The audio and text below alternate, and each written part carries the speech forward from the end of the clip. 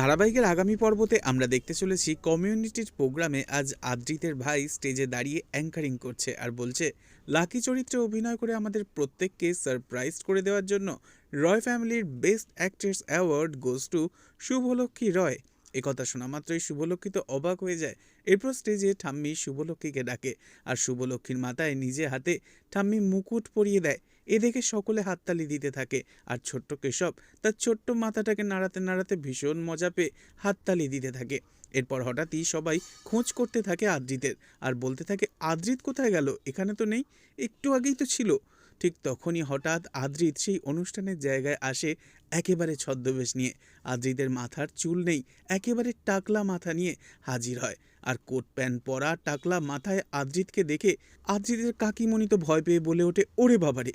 আর বাড়ির সবাই চিনতে না পেরে বলতে থাকে, এটা কে? তবে শুভলক্ষ্মী কি চিনতে পারবে তার আদ্রিতকে এই ছদ্মবেশে? পরবর্তী আপডেট জানতে অবশ্যই সাবস্ক্রাইব করে রাখবেন। ধন্যবাদ।